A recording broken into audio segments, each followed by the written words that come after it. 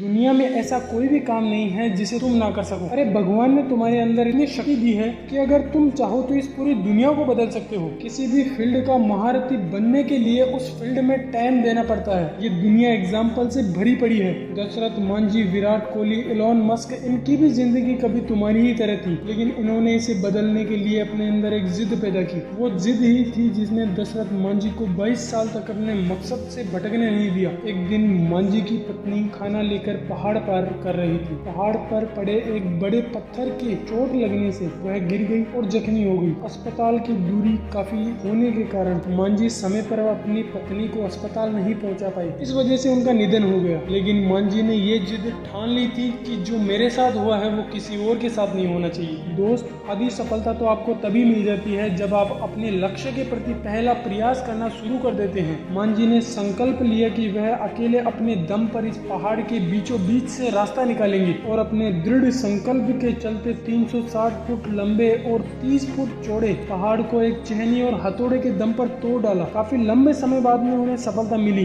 22 साल लगे उन्हें इस सफलता को हासिल करने में। मांझी ने बताया कि जब मैंने पहाड़ तोड़ना शुरू किया तो लोगों ने मुझे पागल कहा, लेकिन इस बात ने मेरे निश्चय को और ज्यादा मजबूत किया। आखिरकार मांझी की मेहनत रंग लाई और 55 किलोमीटर के रास्ते को मात्र 15 किलोमीटर में बदल दिया। आप सोच नहीं सकते कि एक चहनी और हथौड़े के दम पर पूरे पहाड़ को काट डाला। सोचो क्या मोटिवेशन रहा होगा मांझी में, जिन्होंने 22 साल लगातार पहाड़ काटने का काम किया। दोस्तों, तुम बस एक बार मेहनत करो, लेकिन वो ऐसे करो कि जीवन में कभी भी पीछे मुड़कर देखना पड़े तो तुम्हारी रूह कांप जाए, ये सोचकर कि मैंने एक समय में इस काम के लिए अपने प्राण न्यौछावर कर मेहनत की थी। हस्तियों की कमी नहीं, दूसरी हस्ती की बात करें तो आज विराट कोहली, जिन्हें भारत में ही नहीं बल्कि दुनिया में एक अच्छी खासी फैन फॉलोइंग मिली हुई है। कोहली की सफलता के पीछे उनका पागलपन था। जब 2006 में दिल्ली और कर्नाटक के बीच रणजी मैच खेला जा रहा था, पहले दिन के खेल में विराट ने 40 रनों की शानदार पारी खेली। उसी दिन विराट कोहली को घर से फोन आया। खबर थी कि उनके पिताजी की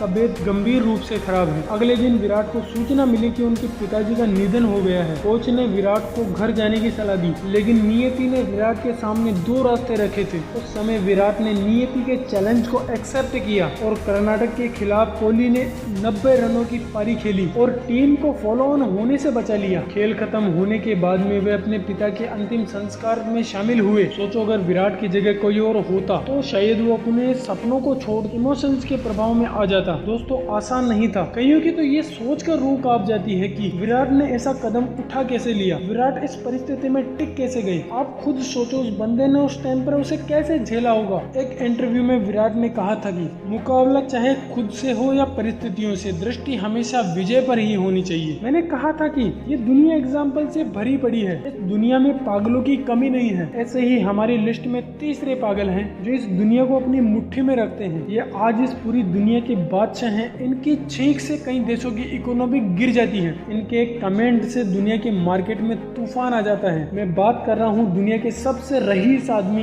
एलोन मस्क की। जिस उम्र में हमें खेलने से फुर्सत नहीं होती, जिस उम्र में हमारी सोच का विकास नहीं हो पाता, जिस उम्र में हम सही गलत को नहीं पहचान पाते, उस उम्र में इस बंदे ने एक वीडियो गेम बनाकर उसे $500 में बेच दिया। एलोन की उस टाइम 12 वर्ष की उम्र थी। 2002 में बैंक के बाहर एक लंबी लाइन को देखकर उनके माइंड में पेपल जैसे एप्लीकेशन को बनाने का विचार आया और अपने दोस्तों के साथ मिलकर पेपल का निर्माण कर डाला। 2008 में $178 मिलियन में पेपल को बेच दिया और उससे आए हुए पैसों से अपने बिजनेस में इन्वेस्ट कर दिया। कोई और होता तो वो गाड़ी बंगला खरीदने में ही अपना पूरा पैसा उड़ा देता, लेकिन एलोन ने ऐसा नहीं किया।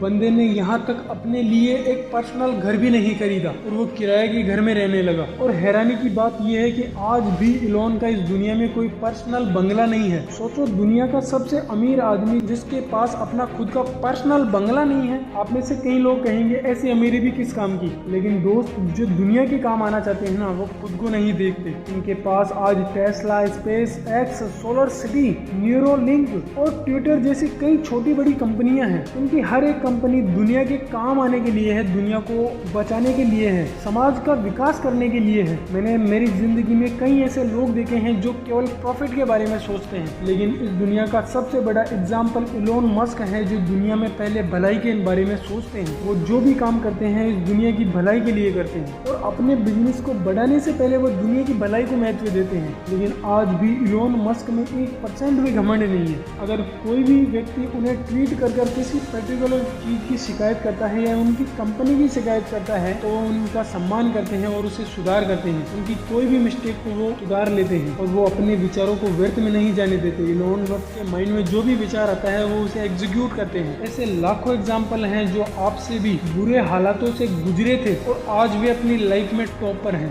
दोस्त यार, नियति एक बार मेहनत मांगती है। 1-2 साल दे दे अपने आप को, अपने निर्माण में 1-2 साल दे देगा तो कुछ नहीं बिगड़ेगा, उल्टा तेरी ही लाइफ बदल जाएगी। तेरे पास किसी चीज की कमी नहीं होगी और अगर रहने देगा तो तुम्हारी हालत फटी रहेगी, बर्बाद हो जाओगे, तुम कहीं के नहीं रहोगे। इसलिए अभी जो टाइम है इसे यूज कर लो, वरना ये टाइम बाद में तुम्हें यूज करेगा। धन्यवाद।